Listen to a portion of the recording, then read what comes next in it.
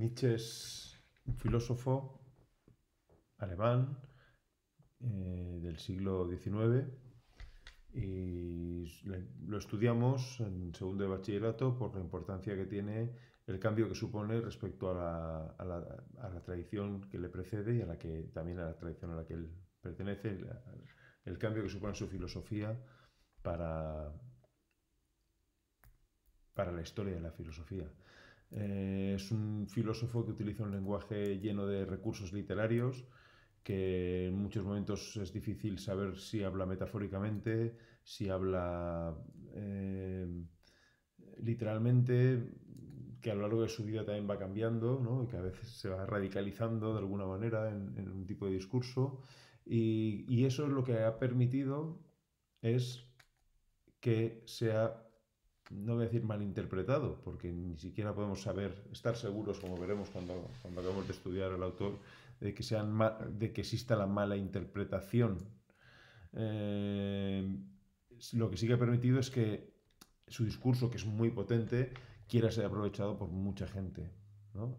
Y tanto la izquierda, la derecha, incluso el anarquismo, lo ha reivindicado como si sus frases, su manera la potencia de su mensaje, ¿no? Y bueno, ¿hasta qué punto ese uso ha sido malintencionado? Si, o ¿Es legítimo ese uso? Pues no lo sabemos. Nietzsche nace en 1844 en Recken, que es un pueblecito de Alemania, entonces Prusia. ¿Vale? Estudia en Bonn y en Leipzig. En Leipzig, pues con 20, 21 años en la universidad, conoce a Richard Wagner. Es una relación que va a ser muy importante en su vida, la relación con Wagner.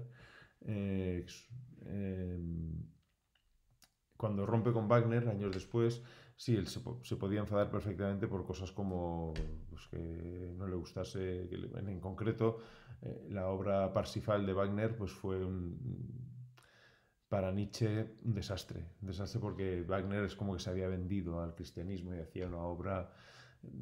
Para Nietzsche el arte era muy importante. En su primera obra, en El nacimiento de la tragedia, dice que, donde introduce el concepto de apolíneo y dionisíaco, dice que de ese choque de sentimientos de lo apolíneo y lo dionisíaco, que ahora veremos qué es, surge el arte y que el arte es una de las cosas por las que realmente vale la pena vivir, ¿no? Pocas cosas son más importantes que el arte. En concreto, lo que dice Nietzsche es que el arte es la tarea suprema y la actividad propiamente metafísica de esta vida. Pero claro, eso de metafísica, eso lo decía en 1872, cuando escribió este libro. Y posiblemente si hubieran preguntado en 1889 por metafísica, poco antes de perder la cordura para siempre, pues a lo mejor se hubiera enfadado mucho, hubiera dicho, yo qué sé, no lo sé. La verdad es que no tengo ni idea. La cuestión es que, ¿qué es esto de Apolíneo y Dionisiaco? Que se habla mucho cuando se habla de Nietzsche, se dice mucho. Pues Apolo y Dioniso son dos dioses griegos. Apolo es el dios de la luz, de la belleza. Dioniso es es el dios, perdón, de la vendimia, de la intoxicación, de las danzas y las bacanales, y de alguna manera toma prestados a estos dioses de los griegos para decir que los humanos estamos atravesados por dos sentimientos, un sentimiento hacia la luz, hacia la belleza, de amor hacia eso, y otro sentimiento como no hacia la muerte, pero sí hacia la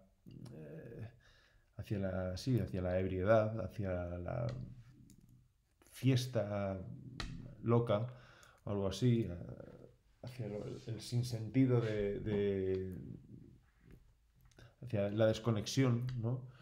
Y por decirlo de alguna manera, y que de ese choque de sentimientos surge el arte, que el arte es la consecuencia de ese choque. Eso lo expone en su primera obra, en El nacimiento de la tragedia.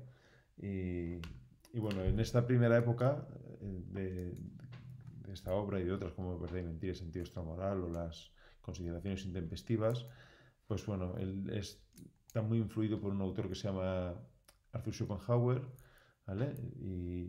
Del que luego también renegará un poco, pero bueno, esta primera época, pues su obra está un poco influida por la de Schopenhauer. La segunda época es la época de la libertad, tiene obras como Humano, Demasiado Humano, como Aurora, y es una época en la que, bueno, él es un espíritu libre y reivindica ser un espíritu libre, y, y de alguna manera empieza a desplazarse eso que llamamos ese equilibrio entre Apolo y Dionisos. Cada vez hay menos Apolo en su obra y cada vez hay más Dionisos, ¿no? Lo apolíneo empieza a desaparecer y cada vez hay más de Dionisiaco.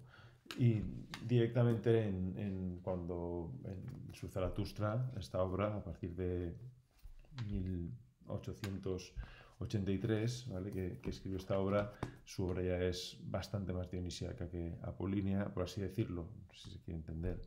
Y bueno, nihilismo, la muerte de Dios, el eterno retorno, la transvaloración de todos los valores, pues obras como el Anticristo, como Ecce Homo, el crepúsculo de los ídolos, que es la que hemos leído en clase, se resumen de toda su obra, bueno, ese proyecto que se llamaba La voluntad de poder, aquí traducido como voluntad de poderío, que él no vería muchos de sus libros, él no los vio publicados porque murió o porque estaba ya, había perdido la cabeza. Claro, por resumir un poco su obra, lo fundamental es que es una crítica a la cultura occidental, ¿vale? Él piensa que de alguna manera nuestra sociedad está enferma, que es decadente y que va contra la vida, y su filosofía es una filosofía vitalista, no podría ir contra la vida, entonces aquello que va contra la vida es algo que no le gusta, ¿vale? Ahora veremos en cada uno de los bloques el porqué de todo esto, ¿vale? Pero simplemente concluir esta pequeña introducción diciendo que efectivamente en 1889 él pierde la cabeza cuando ve en la plaza Carlo Alberto, cuando ve en Turín, cuando ve como un cochero azota a su caballo, pues no se sabe por qué, se dice que va corriendo como a tratar de abrazarse al caballo y se desploma, cae al suelo y bueno, pierde completamente ya el conocimiento. Estuvo 11 años en clínicas, cuidado por su hermana, ella nunca volvió a hablar. Muere en 1900. No se sabe si esto es consecuencia de la sífilis que se dice que había contraído en un prostíbulo años atrás, en su juventud, o si bueno, si era un problema hereditario. Hay muchas hipótesis acerca de cuál es la enfermedad. Yo creo que en este caso da igual su enfermedad, da igual, porque es irrelevante. Lo interesante de Nietzsche es el gesto, su gesto respecto a cómo se zafa de la historia, cómo el giro que le da a la historia de la filosofía y la verdad y la belleza de su lenguaje. También es la necesidad de utilizar un lenguaje distinto para contar algo que con el lenguaje normal no puede contar. Él ve que tiene que utilizar otros recursos porque lo que él quiere transmitir no lo puede transmitir de una manera como lo había hecho Descartes, que hemos estudiado Descartes, o como Kant, ¿no? Que se sentaban y decían, pues mire, esto es esto, esto es lo otro. Pues él no podía escribir así porque de esa manera no podía expresar lo que él quería expresar, parece ser, y utiliza este otro lenguaje, un lenguaje aforístico. Los aforismos son como frases, parrafitos muy cortitos, muy intensos, muy llenos a veces de ira, a veces son graciosos también, muy incisivos, y bueno, este es Nietzsche. Vamos a ir viendo poco a poco todas los bloques temáticos y nada, simplemente eso. Yo me quedaría en el caso de Nietzsche con ese gesto, con la manera en que él cambia las cosas.